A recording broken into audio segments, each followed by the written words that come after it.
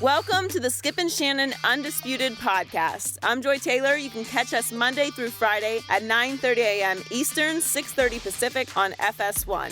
Here's what this podcast is all about. It's an unscripted, unfiltered, undisputed version of the day's show, and there is a lot to get into in today's podcast. Shannon reminds us all that Charles Barkley was never the best player in the NBA and joined a super team to chase a title himself. Skip invites Steelers running back Le'Veon Bell to come sit down at the debate desk and refute his points. We sit down with a legend of the rap game and Houston's own Bun B to tell us what it means to have a Super Bowl in Houston, and we talk a little Tony Romo. Plus, our friend Ray Lewis checks in to give us some X's and O's on about how the Patriots will contain the Falcons' weapons. Anything you want to say to start, Skip? And I especially want to thank all you Cowboy fans for turning out. How about them, Cowboys?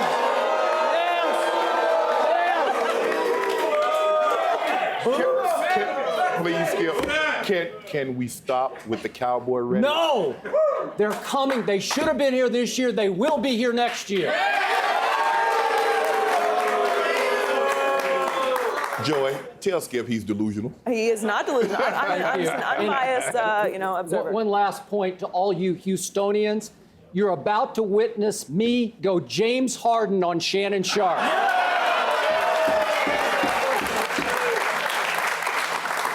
Yesterday was about ethering folks. LeBron James and Le'Veon. Whoa. I'm ready for Le'Veon. I can't wait. Funny that you said it's the weirdest thing. I've just been craving shrimp all morning. Have you really? I don't know what it is. It's Shrimp the and weirdest grits. thing. I happen to love shrimp. Shrimp is delicious. Well, let's get it started in the NBA, but we will talk about Le'Veon very soon. Last week, Charles Barkley said LeBron James was, quote, whiny and inappropriate after LeBron called out Cavs management to get a, quote, bleeping playmaker. LeBron responded to Barkley after last night's loss to the Mavericks. He said he's a hater. What makes what he says credible? Because he's on TV. I'm not going to let him disrespect my legacy like that. I'm not the one who threw somebody through a window. I never spit on a kid. I never had unpaid debt in Las Vegas. I never said I'm not a role model. I never showed up to the All-Star Weekend on Sunday because I was in Vegas all weekend partying. All I've done for my entire career is represent the NBA the right way. 14 years, never got in trouble, respected the game. Print that. I'm tired of biting my tongue. There's a new sheriff in town. That's what I'm talking about, bro. That's what I'm talking about, LeBron.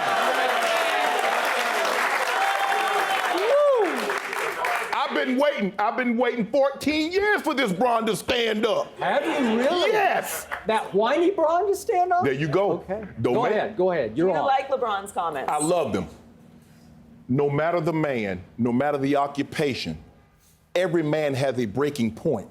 He can only take so much. And I get Charles. At some point, his critique and analyst was less about the player and more about the man.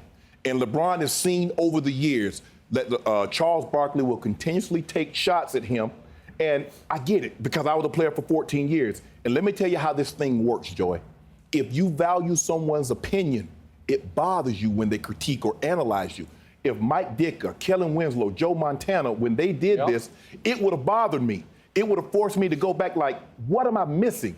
There have been guys that criticized me. I sat down with my position coach, Brian Periani in Denver. I would ask Gary Kubiak, who's the head coach, guys, what am I doing wrong? Because this is what they're saying, but I don't see it. Did you respond with personal shots back at them? It was different then, Skip. Okay. There was no social media because basically, unless I saw the guy on the beat, then I could address it. Now, guys have their own platform. They can address it accordingly how they see fit. LeBron doesn't value Charles Barkley's opinion, and let me tell you why. Because Charles didn't devote himself to the game of basketball. Charles showed up every year out of shape. Charles spent time drinking and partying. It was more about his life off the court than on the court. So LeBron says, hold on. Here I am 14 years deep in the National Basketball Association. I give everything. He had in his home, it rivals the top-notch fitness centers in the country. No doubt. They say he spends almost $2 to $3 million a year. Personal chefs, physio, guys to make sure he's at peak condition. Gotcha. And for whatever reason, Charles continuously takes shots. Every time he goes on someone's show, he takes a shot. He called it a punk move when he left. He's a free agent. You have a right to leave. The only difference between what the players are doing now as opposed to what happened back then, teams put the big three in Boston together, put the big three in LA together, put the bad boys Pistons together. Now the players are doing it.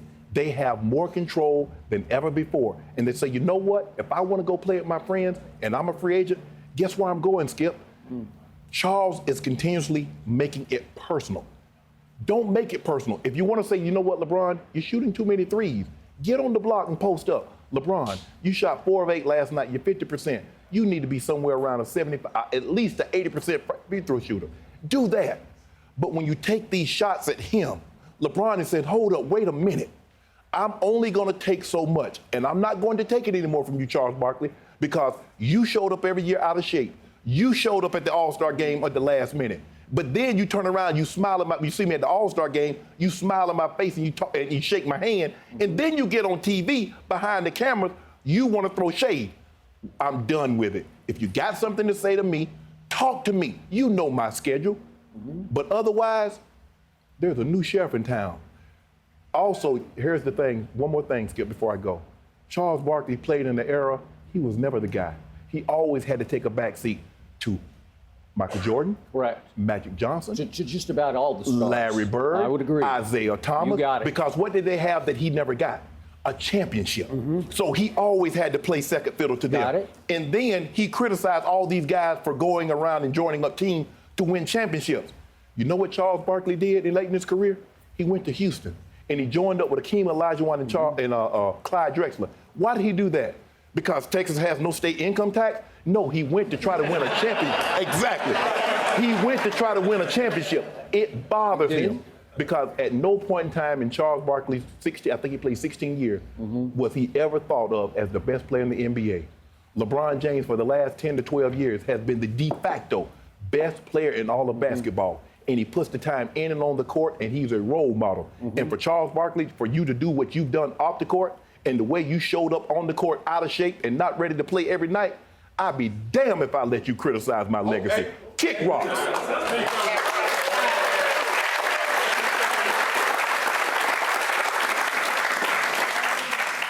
My turn. Your turn. As a basketball star, Charles Barkley never would belong in the same breath with LeBron James. Let's get that straight. I'll give you that point. Yes.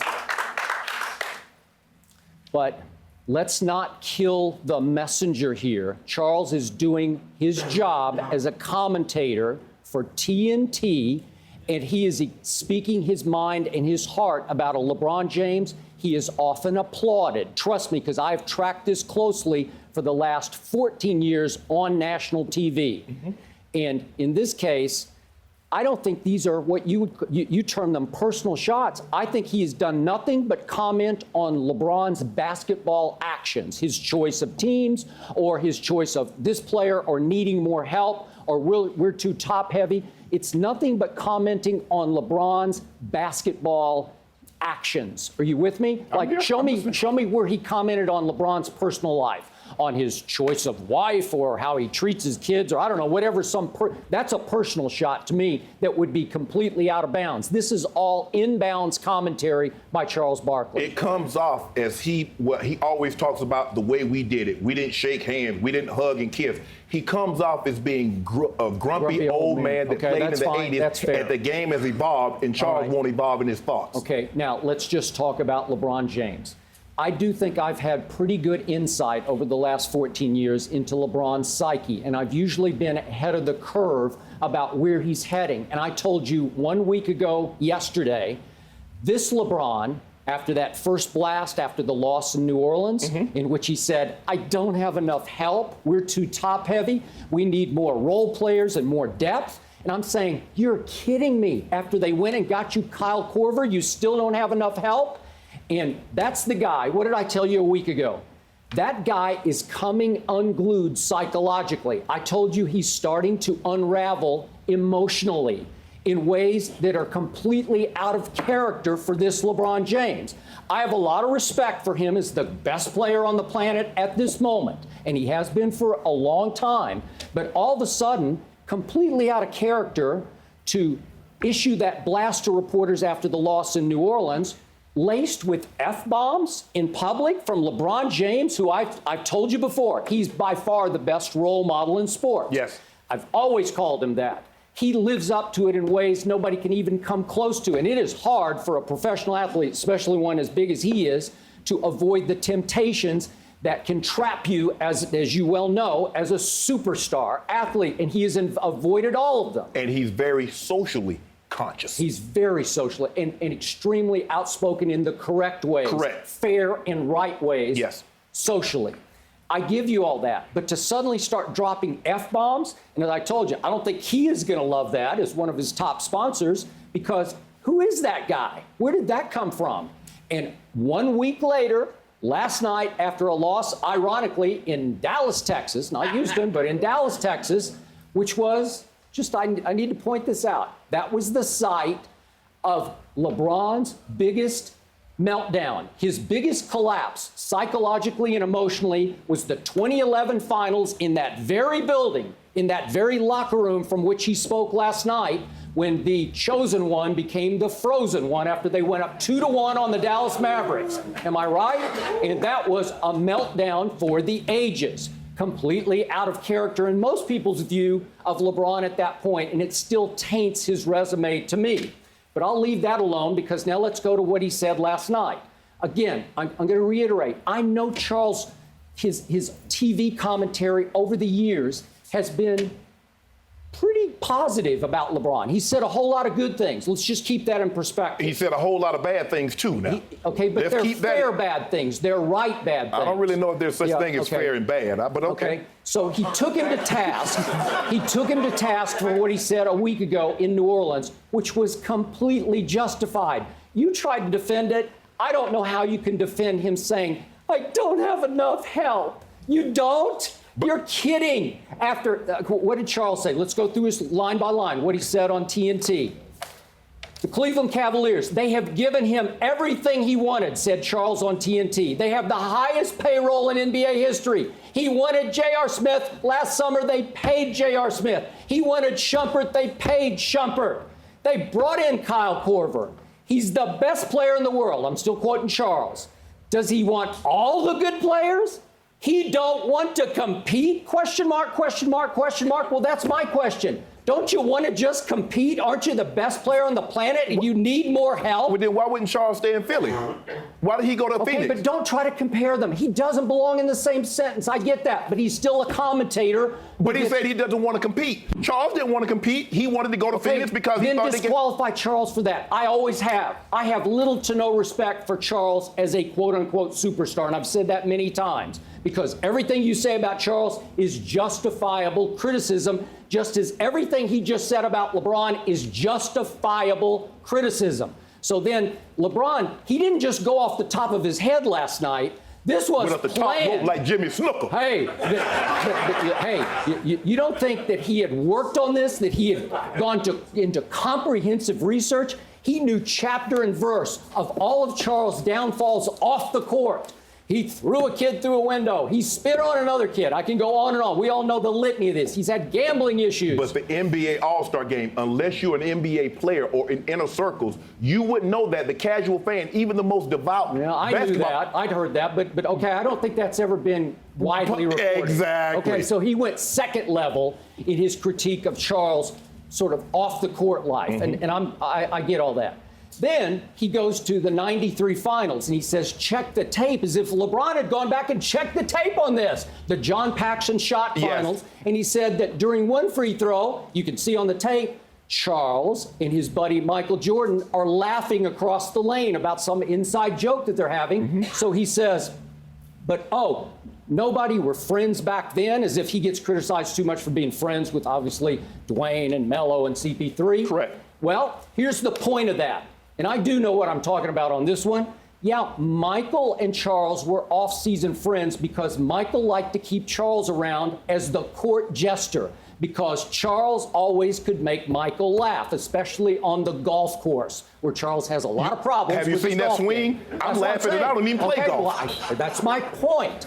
But when push came to shove, Michael Jordan knew he had Charles Barkley competitively wrapped around his little finger. He knew that Charles was in awe of MJ, and that when push came to shove in an NBA Finals, that Charles would melt under his very gaze. He could just look him in the eye and give him that competitive stare, that dagger stare, that assassin stare, and that Charles would just cower and melt, which he did in that finals. Right. Okay? So don't tell me that's the kind of friendship that LeBron has with Dwayne Wade, because that doesn't happen when they go head to head. They truly love each other. Right. Michael didn't love Charles, and once again, when push came to shove and Charles criticized Michael, what did Michael do? This is going back a few years ago. Yes.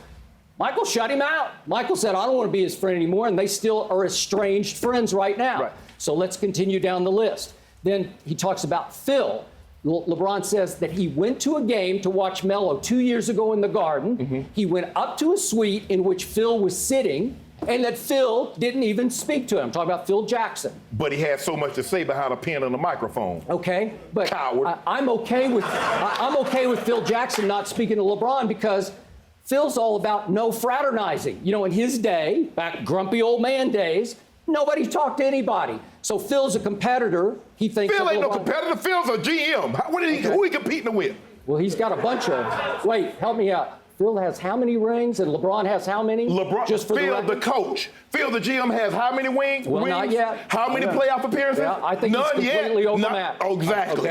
Okay. But don't tell me that you want Phil Jackson to genuflect and get on the floor and say, LeBron, welcome to our house. We love you so much. Skip, stop. Just stop being it. disingenuous. Skip, you could acknowledge the man. I'm not saying, listen, I don't get along with everybody that I see, whether they played in my era or they play now, but I am going to be respectful. I am going to at least acknowledge them.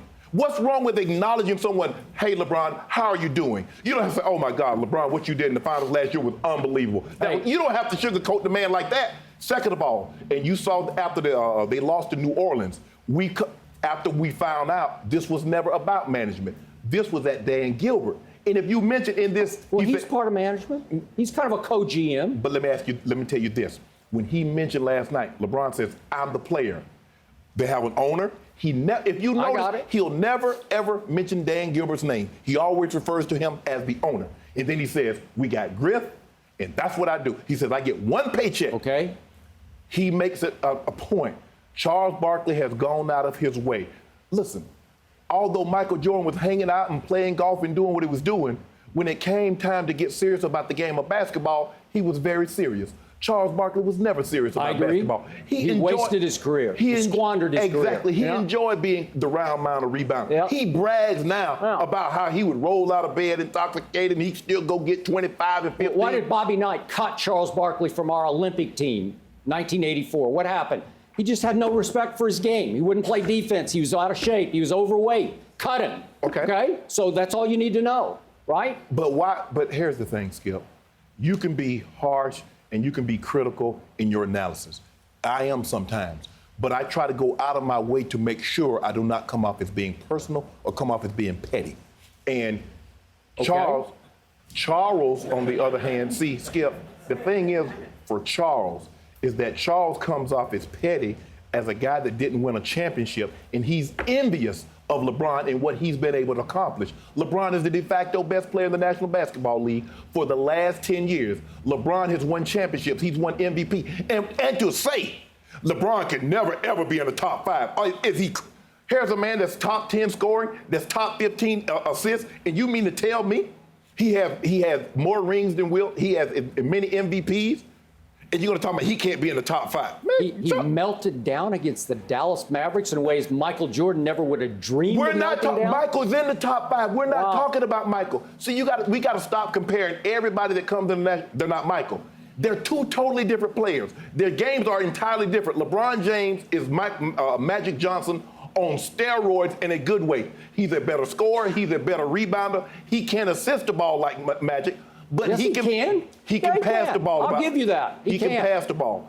Their game, Kobe is more like Michael than LeBron. LeBron is more like Magic. Okay. But to try to minimize the man for what he's been able to do, Skip, don't do that. Okay, so last shot that the new sheriff takes at Charles is a personal shot. a below-the-belt No, shot. I love it. It's Get one of them Joe Louis right below the belt. Get one of them Joe Louis This punches. is so beneath LeBron James to go personal on Charles. He says, I know Charles wanted to retire a long time ago, but he can't. He's stuck up on that stage every week. The inference being Charles needs the money. Wow, that's a low blow shot now from the king. Isn't that beneath his dignity? That to me it is. That's how you give him that 190 proof with no chaser. Make it hurt his head. Boom!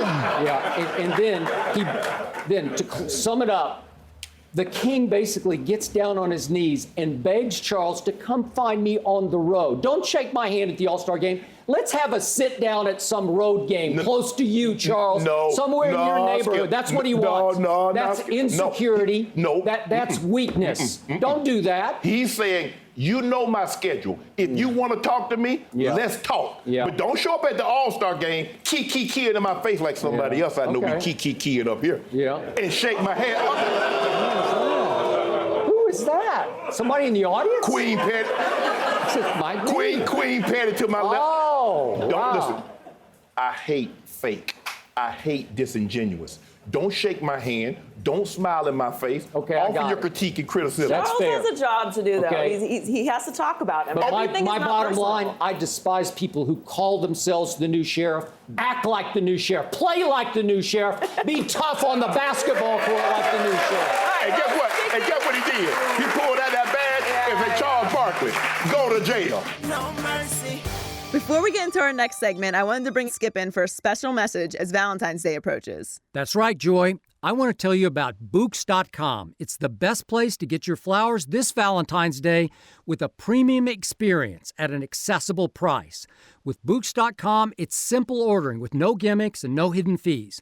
We deliver you farm-fresh flowers, cut fresh, from sustainable, eco-friendly farms. So that means your flowers last longer and your money goes a longer way. It's the most convenient way to be the better husband or boyfriend or brother or son. Books even offers amenities such as the Never Forget subscription that includes a regular reminder and delivery on special dates like an anniversary or birthday. So go to Books.com and be a hero this Valentine's Day. BOUQS.com. Thanks, Skip. Guys, these flowers are fantastic, and take it from me, with Valentine's Day coming up, you don't want to miss the opportunity to send them to somebody special. So to get 20% off your order with Books, use the promo code UNDISPUTED at the checkout. That's BOUQS.com. Code UNDISPUTED. Now, back to the show. No mercy. Steelers running back Le'Veon Bell released a diss track at Skip titled Shrimp Bayless. Let's take a listen. I think I'm gonna go to the right. But you don't see that though, huh?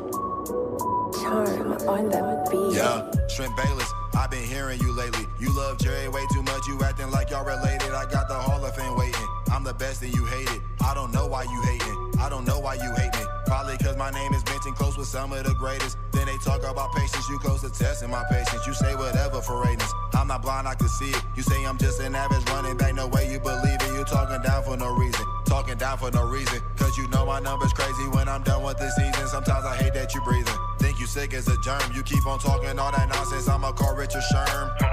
Yeah. I'm like Steph, I'm not missing. I told you I'm on a mission, and the shrimp didn't listen. Undisputed was tempting, but I couldn't get with it. You wanna talk for attention? Well, look, here's your attention. Yeah. Calls himself Juice, that's his rapper name, and he's recorded such hits as Rapping Athlete, On a Mission, 2 a.m. That's a dangerous title of a song. Yeah, now back to you hating. I don't care what you saying. All these beats I be slaying. I think I'm hotter than Satan. I don't know why you playing. My music only turning up like I done went Super Saiyan. All this money is raining. I can't stop it from raining. These dollars running, they bounce. So I'm rapping like Shady. I don't need me a savings. The money do a 180. The shrimp be know it act crazy. Deflate you just like I'm Brady. Yeah.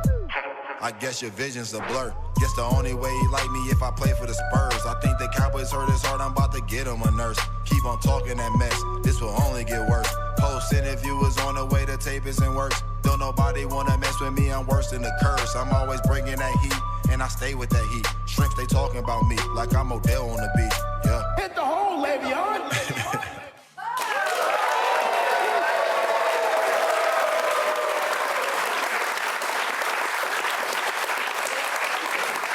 If he on that track for real, though.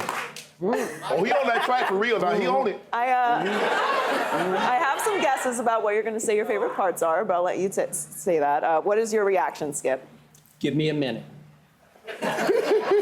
First of all, in all seriousness, I really liked the track. Le'Veon can rap. He can. Le'Veon can write lyrics. Those were cleverly written. I liked the beat. I liked his execution with the beat. And I especially loved the line, which made me laugh out loud the first time I heard it. I guess the only way you'd like me is if I played for the Spurs. Spurs are my favorite NBA team, and it made me laugh because I don't think the Spurs would have Le'Veon. I'm not sure he would fit in their culture. And their system? Or vice versa. I don't know if Le'Veon would have the Spurs. But now, to Le'Veon's message to me in the track. Once again, Le'Veon has insulted me without refuting me. I'll say it again. Insulted me without refuting my on-air points. The insults do not bother me. They're like sticks and stones. I shrug them off, I chuckle at them, whatever. But the message is important to me You gonna write because a diss track tomorrow? You gonna write a diss track tomorrow? I think I'm writing one right now. Okay. If you will listen. Thank you. Deep background on how this all evolved. On my old show, going clear back to last spring, last 45 seconds of the show, we did a very short topic in which I criticized Le'Veon for stooping during the offseason to take shots at the Cincinnati Bengals, their division rival. Remember, they had the war of a game, if you will, at the end of the last year that got completely out of hand. Remember that one, that Pittsburgh survived, the playoff game. And I said, Le'Veon, no need to take shots at them during the offseason. You're better than that. Just go beat them next year twice, which, by the way, the Pittsburgh Steelers did do this year. They beat them twice. But still, Le'Veon dissed me in another track that dropped on SoundCloud last summer. Fine, that's fine with me. And if you'll remember, when we opened the show on Undisputed back in September, right away, I called out Le'Veon in that I said, come sit with us. We got an empty seat right here. Yeah. Come sit with us and air all your grievances to me, to Shannon, to Joy, and we'll kick them around for 2.5 hours if you want to sit for 2.5 hours. I'm told that Le'Veon is on site in Houston somewhere this week. Come on, Juice. And I welcome him. Come on, Juice. Le'Veon. You're welcome right here. Yes. Right here. We would love to hear it. I got you, Le'Veon. I got you. Okay, now back to this diss track. Again, insulting without refuting is my point, which is my point that I said on air to you from the start of this year. Le'Veon Bell is a really, really good running back. I can make a case he's the second best, unless you think David Johnson is, but it's second or third best, Le'Veon. But my point from the start is Ezekiel Elliott is the best running back in football. That's all. I'm sorry. He's simply better in so many ways than Le'Veon. Now, you disagreed. You took Le'Veon in this debate. Marcus Allen disagreed, too. But in this diss track, Le'Veon said, I got the Hall of Fame waiting. I don't know about that. I'm not seeing that yet. But I think Ezekiel showed you in his rookie year, leading this league in rushing, he's at least starting down the Hall of Fame path. Is that fair to say? He's off to a great start. It's a good start, okay? And Le'Veon has told us that he has revolutionized the running back position, the way they run with the football, and you disagreed with this. Yeah. And he said it was similar to the way Steph has revolutionized shooting the basketball from distance in the NBA. We both said, no. Come on now, back off, Le'Veon. I disagree with Le'Veon on that one. And you have criticized Le'Veon, and sometimes he has frustrated me when I pick Pittsburgh to beat somebody for tiptoeing up into the hole. Hit the hole. You can hear it on the diss track. You're the one who's yelling it, not me. Am I right? I was. And it gets frustrating because I think he leaves some yards on the table because he doesn't hit the hole hard enough. Obviously, his patience often pays off. I think sometimes it costs him some yards. So what do I see? I see an Ezekiel Elliott who hits the hole with body lean, power, and speed that I have rarely seen in the same package. And that package is 6 feet, 225 pounds of Ezekiel at 4.47 in the 40, versus Le'Veon's 6'1", 230. So they're similar. Le'Veon's just an inch or so taller. And Le'Veon timed before the draft, or at the combine, 4'6". So he's just not as fast as Ezekiel, No, he's not. right? No. Okay. So what happened when they went head-to-head last year in Pittsburgh? Remember the numbers? Zeke went for 114 yards on 21 carries, including the 32-yarder that busted the game open and won the game. Remember that? Yes. Ian? Okay. In that same game, Le'Veon went 17 carries for 57 yards. Now, he also caught 9 balls, to your point, for 77 yards. But Zeke also caught 2 balls for 95 yards in that game. So don't tell me Zeke can't catch it. Don't tell me Zeke can't pick up the blitz and knock down blitzers just as well and as effectively as Le'Veon does. So head-to-head, I thought that Zeke outplayed Le'Veon. So in the end, my question to Le'Veon is, next up, I want to hear a diss track in which he explains how he's a better back than Ezekiel Elliott. If he can pull that one off, I'll be impressed. But you know what? I don't think you can do that, Le'Veon, so I challenge you. He doesn't have to write a diss track to prove that he's better than Ezekiel. Because I'm about to drop these bars and say why Le'Veon Bell is better than Ezekiel. Skip, I believe this situation is a lot different than Charles Barkley going after LeBron James. The only thing that you've basically said is that you feel Ezekiel Elliott is a better running back than Le'Veon Bell. I disagree with you because I think Le'Veon's versatility, I think his ability to line up outside and catch the football, not just screens and check down, but actually line up outside and run routes. I think that's why Marcus Allen kind of leaned towards Le'Veon also. But when you look at an athlete, and I've been an athlete for a long period of time, when you go train, when you become disciplined, when you become dedicated, you don't train and become disciplined and dedicated to be number 2.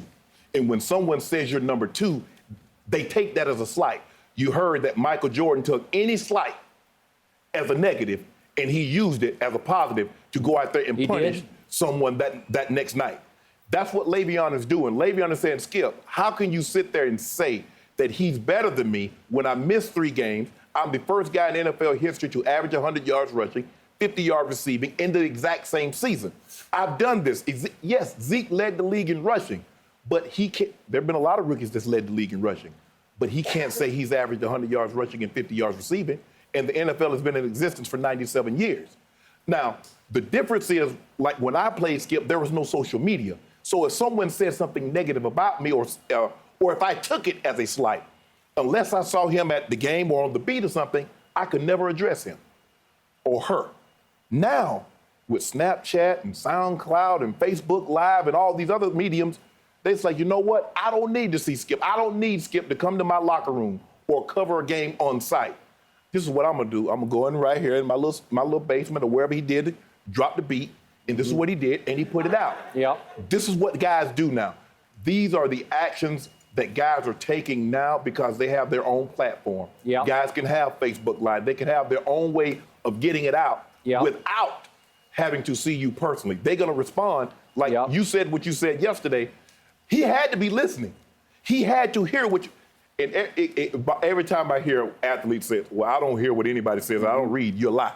Because even if you don't hear it, there's a family member or someone close to you that have heard or read what's being said about you. And they pass it along. Hey, Shannon, did you hear what such and such said about you? Yeah, and it always gets embellished or exaggerated or maybe misconstrued. Skip, you got to add yeast to it so it'll rise a little bit. I got to tell, I mean, me just telling it like it is, I don't do it any justice. I got to sprinkle a little something up on it. Okay, so that is what has happened, Skip. I like the beat, but at some point in time, Le'Veon, don't take personally what Skip is saying. Skip is not saying you're not a good back. You're a very good back. He's just saying he doesn't think you're better than Le'Veon. But I got you. I know you're better than Le'Veon because you're better than Zeke because I believe he has versatility. I've always liked the guy. Le'Veon is in the Marshall Faulk, the LaDainian Tomlinsons, the Marcus Allen mold. Zeke is a pure running back. He is the Adrian Peterson type guy. He's an Emmitt Smith type guy. Yeah, all those guys could catch the ball, but you felt more comfortable with them handing the ball to them and letting them run the ball. These other guys could split out wide. Marshall Faulk had 1,000 yards receiving, 1,000 yards rushing. LT rushed for 1,600, caught 100 passes. Marcus Allen was really the first back that could catch passes. He's over 500 catches for his career. So Le'Veon is in that mode. Zeke is in this mode. There can be two great players. Just because, I like spaghetti and Joy like lasagna, that doesn't mean one's better than the other. That just means... I do like lasagna, yes. Good. And it is better than spaghetti. First of all, Joy likes food. She is a... Does anyone else here like food? It's so weird. She's a foodie. She like baked mac and cheese. I had mac she and like cheese last Vita. night. I know you did. I went to the gym this morning, though, right? No? See, it's all about balance. Sorry. You don't have to be so I attest. judgmental, okay? Y'all, am I judgmental? Yes, Good, you are very judgmental. But you know what, Skip? Le'Veon trains to be number one. You can tell he takes very good care of his body. He does. He's working hard. He's putting the time in. And when then he takes it as a slight that you do not think by rewarding his hard work and by saying he's number one. Well, he took some time off from training to make this diss track. Yeah, it's off season right now. He got to take a month off. Well, he's got some time on his hands because he lost to the New England Patriots. What does he do? Hold on, time out. Whoa. Just had to point that out. What about Zeke? Huh? 13-3, first round. At least the Steelers win a first round. Just tell him again. Let the church say amen. Amen. If the Green Bay place kicker hadn't made 2 field goals with the help of the hand of God, we wouldn't be having this. And the following skill. But what about, you didn't mention anything about the video the following week. What was Zeke doing in Vegas with his shirt off? I don't know. I can't. Well, He wasn't running no Skip doesn't football. like that. No. Oh, okay. So, bottom line to this, we invite Mr. Le'Veon Bell to come sit right here. Actually, it's right over there when we're here, and perform his diss track live right here to us. We would like that. Le'Veon, please, come on here, bro. You're always welcome. No mercy.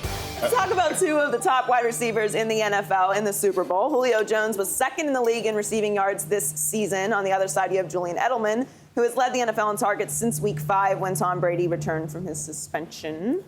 Greg, who is more valuable to their team, Edelman or Julio Jones? Well, number one, you're looking at 2 different style receivers. Maybe as far apart as you could get. Exactly. In lots of ways, height, performance. But what they both bring to each team is almost as equal as you can get, quite honestly. And for someone who doesn't understand the position and the dynamic that goes into playing in the slot and what Tom needs in that slot, they wouldn't say this would not even be a question. To answer the question, though, Julio Jones is definitely more valuable to his team. Why? Because he impacts the game in more ways than just catching the football, catching touchdowns, receiving yards. He's a game changer for off the field. When you're going and you're preparing for a game, you're not really looking at, okay, if we can take Edelman away, number one, you're not going to take Edelman away. He's third in the league in targets, 159 targets, not even talking about receptions. Julio Jones gets a lot. He's like 30 targets or less. But you have to take him away, but he opens it up for so many other guys. Mohamed Sanu, Taylor Gabriel. Robinson. Taylor Robinson. All these guys that are weapons because of what Julio Jones presents. Now, this is not a shot at Julius Edelman, because we know he's a fantastic player. He means a lot to the success of the New England Patriots. But when you talk about an impact player who doesn't have to impact the game by catching a ball, Super Bowl 51 can be won by the Atlanta Falcons, and Julio Jones can have 2 catches and have more impact in that game than any other player. Why? Because of the demand that he presents to a defense, the attention that he attracts. So you got to go with a guy like Julio Jones. I mean, plus he's just a freak of nature. The kid can flat out get it done. Yeah, this is not even close for me. The only thing these 2 guys have in common, they play the same position and they have the same number. Absolutely. Other than that, they have nothing else in common. Because Julio Jones, as you mentioned, we've seen him catch 1 pass and they still score 40. We've seen them catch 2 passes, and they still score 40. There's a reason why Matt Ryan set the NFL record for throwing touchdowns to 13 different receivers. That's because of Julio Jones. Because not only are you trying to double him, sometimes you triple him. And now you're getting your 3rd and 4th corners on guys like a Mohamed Sanu, like a Taylor Gabriel. Skip, Julio Jones, if you have a great day, he's going to get you for 100. You have a bad day, it's 2 to 3 bills. And we saw that Sunday when he played almost 2 weeks ago against the Green Bay Packers. This young man is special. Now, Julian is a different type guy. He's a guy, you make a mistake with 11 from Atlanta, Julio, it's an 80-yard touchdown. You make a mistake with Julian Edelman, it's a first down, probably a 25-yard game. That's the difference. This guy's a game changer. Now, Julian Edelman, he's going to move the stick. He's going to keep the Patriots on the field and keep getting cracks at you. And you know Tom Brady, you give him enough cracks at you, he's going to make the damn burst on you. You know that going in. But Julio Jones and what he brings, it's hard for you to stack the box because you got to worry about him. They can still run the football. It's hard for you to rotate coverage because now you got Mohamed Sanu, because you saw early in the game against the Packers, it was Mohamed Sanu show. Absolutely. And then it's like, we got to do something against Sanu. And then why would you go do a thing like that? Julio Jones said, did you forget about me? And just went bonkers on it. Skip is Julio, is not even close, and that's not even a slight at Julian. So you guys know a whole lot more about this than I do because Shannon's a Hall of Fame receiver and Greg Jennings made Aaron Rodgers everything that he is today. You see what he tried to do to you, Aaron? You see He did. You know what? I love you. Have I ever told you that I love you, Skip? Aaron's never been the same since you left him. Seriously. No, but anyway. You're speechless. We're going to focus. I am speechless. Yeah. We're going to stay right here on Julio and Julian. So, little old me over here, I don't know anything. I don't think this is even close the other way from what you say. This is Julian Edelman by far. Does Tom Brady? Wait a second. No, check your notes again. I know what my notes. You're about to hear my notes right between your eyes. Is where you're going to hear. Okay, make sure that cup's empty. It's always empty. Oh, okay, I'm just making sure. Thank you.